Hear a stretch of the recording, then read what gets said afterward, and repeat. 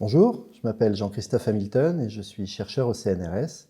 Ma spécialité, c'est la cosmologie, c'est-à-dire que je cherche à comprendre l'histoire et le contenu de l'univers. Alors, il se trouve que le thème de cette nuit des idées, c'est proche, et précisément, la cosmologie, c'est le contraire de proche. Quand on parle de cosmologie, on parle de distance absolument phénoménale, et donc j'ai décidé d'illustrer un petit peu cette problématique des distances en cosmologie pour vous amener à vous décrire le projet dans lequel je suis impliqué, qui s'appelle CUBIC, dont je parlerai à la fin.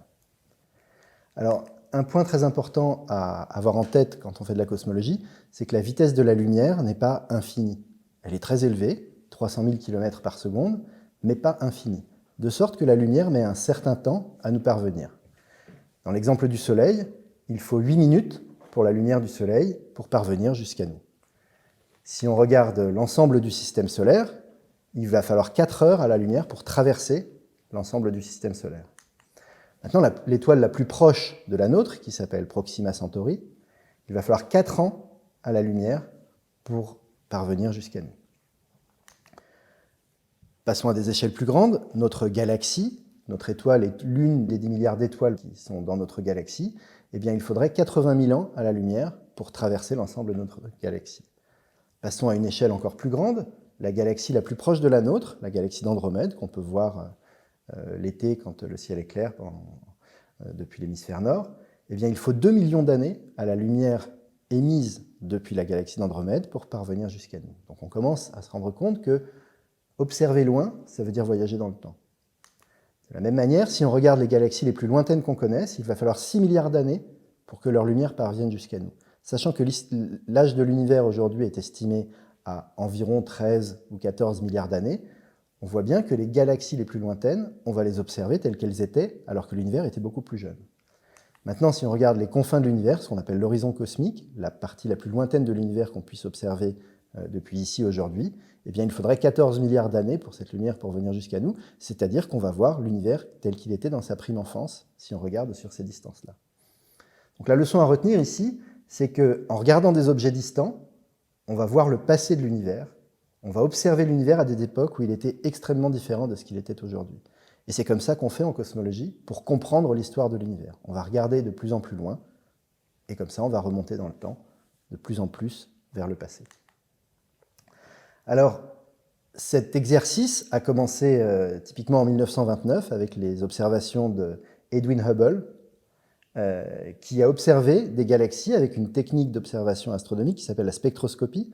C'est-à-dire qu'il va faire passer la lumière de ces galaxies à travers un prisme pour la décomposer dans toutes les couleurs de l'arc-en-ciel.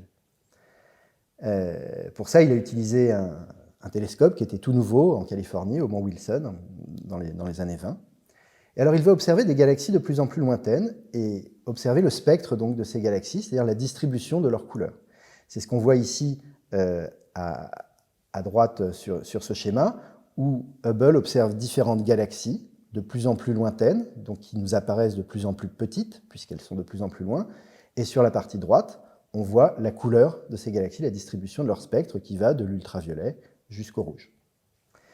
Hubble va s'intéresser à des raies d'absorption dans le spectre de ces galaxies. C'est ce qu'on voit ici sur le petit zoom, où on voit une double raie d'absorption qui est très reconnaissable et qu'il va pouvoir observer pour distinguer pour identifier cette raie dans chacune des galaxies. Et Hubble va se rendre compte de quelque chose d'absolument étonnant, c'est-à-dire que plus les galaxies sont lointaines, plus cette raie semble décalée dans la direction du rouge, ce qu'on voit sur les différentes galaxies qui sont sur le schéma qu'on voit ici. La première, le décalage est très faible, et puis plus on va à des distances plus lointaines, plus on voit que cette raie est décalée vers le rouge. C'est ce qu'on appelle en anglais le redshift, et Hubble a découvert ça pour la première fois et c'était un résultat très étonnant. Alors comment est-ce qu'on peut interpréter ça ? Eh bien, vous avez déjà tous eu l'expérience suivante. Vous voyez passer une voiture qui klaxonne et au fur et à mesure que cette voiture klaxonne, le son est décalé. Lorsque cette voiture s'éloigne de vous, le son est décalé vers les sons plus bas. Eh bien, il se passe exactement la même chose avec la lumière.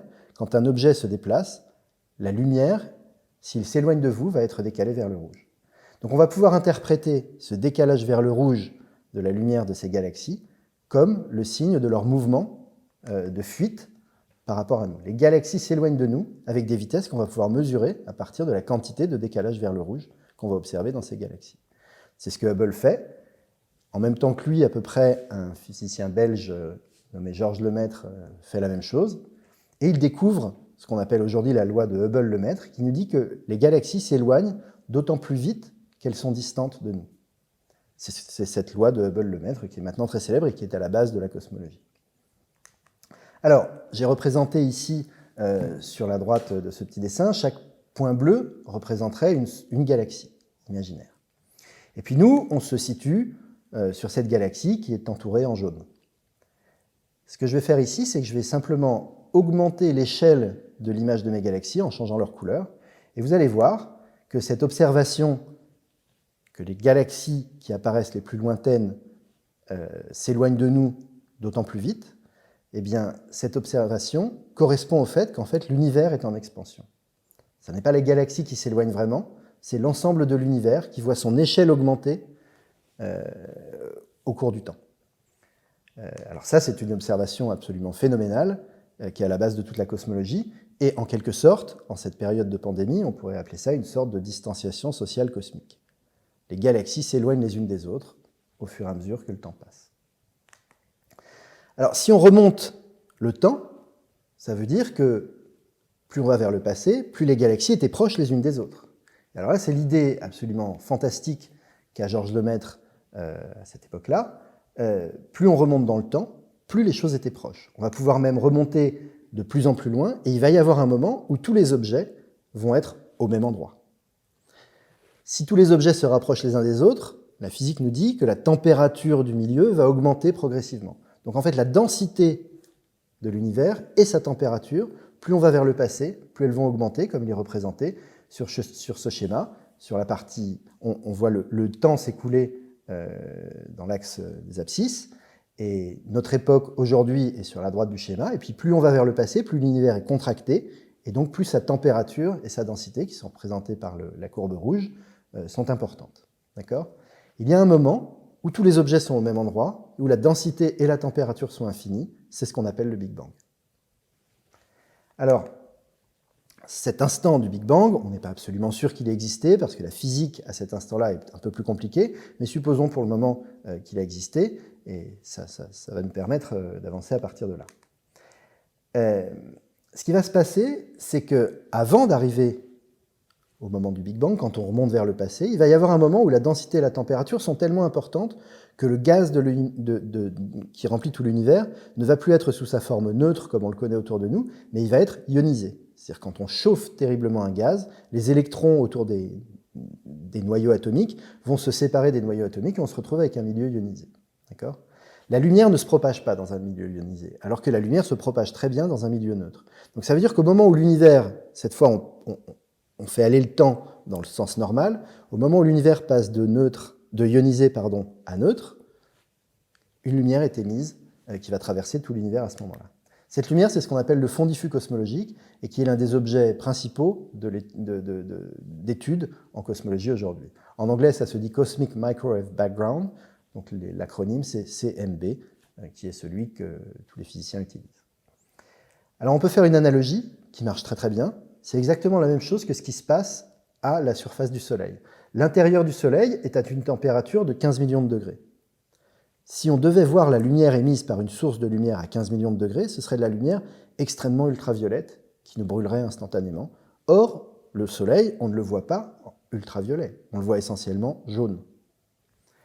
La raison pour laquelle on voit essentiellement la lumière jaune du Soleil, c'est que ce qu'on voit, c'est la photosphère du Soleil, c'est-à-dire la partie externe du Soleil, loin du centre, où la température n'est que à peu près 6000 degrés. Ce qui est juste la température à laquelle le gaz qui forme le Soleil cesse d'être ionisé et devient neutre. Donc, on ne voit que la partie où la lumière est neutre. Donc, il se passe exactement la même chose avec l'univers. Au moment où l'univers passe de ionisé à neutre, une lumière est émise et vient jusqu'à nous. Alors, c'est une lumière qui va venir de tous les endroits dans l'univers simultanément. Donc, quelle que soit la direction dans laquelle on regarde, on va pouvoir la regarder. Et on peut calculer que cette lumière a été émise environ 400 000 ans après le Big Bang. Alors, si on regarde une carte de tout le ciel de cette lumière, de ce fond diffus cosmologique, eh bien ça va ressembler à cette espèce de d'ovoïde orange qu'on voit ici, qui est une carte de l'ensemble du ciel dans laquelle la température est exactement la même partout, de l'ordre de 2,7 degrés Kelvin, c'est-à-dire moins 270,4 degrés Celsius.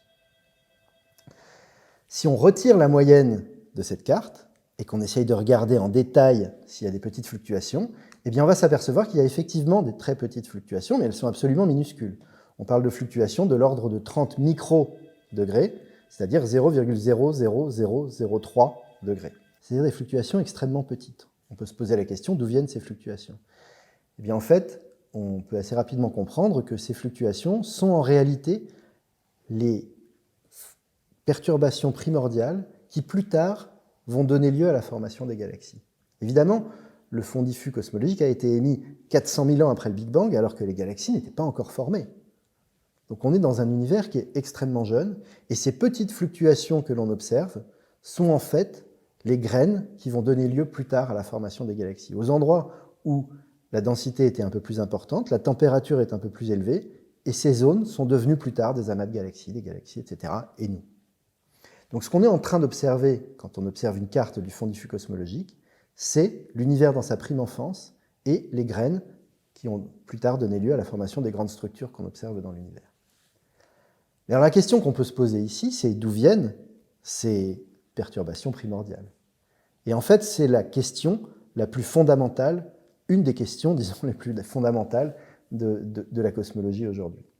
Si on observe la densité de l'univers autour de nous, comme c'est représenté sur la partie gauche de cet écran, où on voit ici une carte d'une tranche de l'univers dans laquelle nous, on a été placé au centre, et on va regarder la quantité de galaxies en fonction de la zone autour de nous, dans une tranche, eh bien on va voir que la distribution de la matière dans l'univers n'est pas tout à fait uniforme. Aux très grandes échelles, elle est uniforme, mais si on regarde un petit peu aux plus petites échelles, on va voir cette espèce de structure en éponge, qui a tendance d'ailleurs à rappeler la structure des neurones dans un cerveau, c'est assez amusant, avec donc des zones un peu denses et puis des grandes zones de vide qui les séparent. Ça, c'est ce qu'on observe aujourd'hui dans un univers évolué. Donc, est-ce qu'on peut faire des simulations numériques qui vont nous permettre de reproduire cette distribution de la matière dans l'univers? Eh bien oui, ça marche extrêmement bien. Et vous avez l'animation qui est en train de se dérouler ici. Donc le temps s'écoule. La valeur qu'on appelle Z ici, c'est la quantité de décalage vers le rouge. Donc plus Z est grand, plus on va vers le passé. Donc la Z diminue, ça veut dire que le temps s'écoule dans le sens positif. Et on voit ici la matière qui va s'effondrer sur les zones de surdensité, les surdensités primordiales dont on parlait tout à l'heure, et ces structures, tout à fait semblables à celles qu'on observe en réalité autour de nous, se former progressivement. Alors ici, on est en train de regarder une simulation numérique qui a pris des mois à tourner. C'est un résultat très intéressant. Mais pour faire cette simulation numérique, on a été obligé de supposer ce qu'on appelle des conditions initiales, c'est-à-dire les fluctuations primordiales, qui vont bien pour produire le résultat final. La question, c'est donc d'où viennent ces perturbations primordiales? Qu'est-ce qui a produit ces perturbations primordiales? Pourquoi elles ont cette forme-là, précisément, pour former l'univers tel qu'on le voit aujourd'hui? Ça, c'est une question très importante en cosmologie aujourd'hui. Et la solution a été trouvée d'un point de vue théorique dans les années 80, c'est ce qu'on appelle l'inflation cosmique. Alors là, c'est un phénomène qui se serait passé lorsque l'univers était encore plus jeune. Tout à l'heure, on parlait de 400 000 ans après le Big Bang. Maintenant, on est en train de parler de 10 puissance moins 35 secondes après le Big Bang, c'est-à-dire 0,3501 seconde après l'instant du Big Bang, donc dans un univers extrêmement primordial. Et cette inflation, en fait, ce serait une période pendant laquelle l'univers aurait enflé d'un facteur 10 puissance 26, c'est-à-dire la taille de l'univers aurait été multipliée pendant cette fraction de seconde par 1 suivi de 26 zéros. Alors, c'est une théorie qui est absolument incroyable, mais qui résout une bonne partie des problématiques en cosmologie et qui semble tout à fait cohérente avec les observations qu'on a aujourd'hui, même si ça reste encore une hypothèse. La raison pour laquelle cette inflation cosmique va résoudre la question de la formation des fluctuations primordiales, eh bien c'est lié à ce qu'on appelle la mécanique quantique. Alors, la mécanique quantique, c'est une théorie de la matière qui est assez compliquée, donc je ne vais pas m'étendre là-dessus aujourd'hui, mais en mécanique quantique, la matière, la densité de matière, la présence d'atomes, de particules, va constamment fluctuer. l'univers de la mécanique quantique n'est pas un univers stable, c'est un univers dans lequel constamment il y a des particules qui apparaissent, qui disparaissent, etc. C'est ce qu'on appelle les fluctuations quantiques. Eh bien, ce qui va se passer pendant l'inflation, c'est qu'au cours de cette considérable prise de volume, en quelque sorte, de l'univers, d'un facteur, encore une fois, de 10 puissance 26, eh bien, ces fluctuations quantiques vont elles aussi grossir, et à la fin de l'inflation, vont devenir des fluctuations de matière. Et il se trouve que quand on fait le calcul de la manière dont ces fluctuations quantiques vont évoluer au cours de l'inflation, on trouve à la fin exactement les conditions initiales dont on avait besoin pour faire la simulation numérique que je montrais tout à l'heure. C'est une des raisons pour lesquelles cette théorie de l'inflation apparaît comme très attrayante pour la plupart des cosmologistes. Parce que ça résout vraiment cette question de quelle manière on peut produire des fluctuations quantiques, des fluctuations de matière primordiale qui vont avoir la bonne forme pour correspondre à ce qu'on observe aujourd'hui. Alors, un facteur 10 puissance 26 d'éloignement entre les objets dans l'univers, c'est ce qu'on peut appeler de la superdistanciation sociale cosmique. D'accord ? Chaque objet va donc être extrêmement éloigné les uns des autres à la fin de l'inflation. Il faut bien retenir que c'est toujours une hypothèse. Et donc, des tas de projets à travers la Terre, dans différents pays, s'emploient à essayer de découvrir les traces observationnelles de cette inflation. Alors justement, le projet dont j'ai le plaisir d'être responsable s'appelle le projet QBIC, et c'est un nouveau concept instrumental. Vous voyez l'instrument qui est représenté ici lors de ces tests au laboratoire à Paris, sur la droite de ce transparent. C'est un nouveau concept instrumental qui est dédié à la recherche des reliques de cette période de l'inflation. C'est ce qu'on appelle un interféromètre bolométrique, c'est un nom assez compliqué qui décrit assez bien la technique observationnelle qu'on va utiliser. Et l'idée avec QBIC, c'est d'observer le fond diffus cosmologique dont je parlais tout à l'heure, mais pas la température telle que je la montrais tout à l'heure, mais plutôt la polarisation de cette lumière, c'est-à-dire la manière dont le champ électrique qui constitue la lumière va se propager jusqu'à nous, dans quelle direction ce champ électrique se propage. C'est une collaboration internationale qui regroupe pas mal de chercheurs à travers plusieurs pays, la France, l'Italie, l'Argentine, l'Irlande et le Royaume-Uni. Et le lien avec l'Argentine ici est très clair, puisque le site d'observation dans lequel QBIC sera installé cette année, c'est près de San Antonio de los Cobres, dans le nord de l'Argentine, dans la province de Salta, sur un site à 5000 mètres d'altitude, dont vous voyez ici une photo avec une vue d'artiste sur laquelle on voit l'instrument QBIC tel qu'il sera installé cette année en Argentine. Alors je dis cette année, c'est évidemment si tout va bien, puisque l'installation de l'instrument dépend de la pandémie qu'on connaît aujourd'hui, mais on espère bien pouvoir installer notre instrument dans les tout prochains mois en Argentine, et ainsi tester la théorie de l'inflation et peut-être comprendre quels ont été les événements qui ont constitué les tout premiers instants de la vie de l'univers.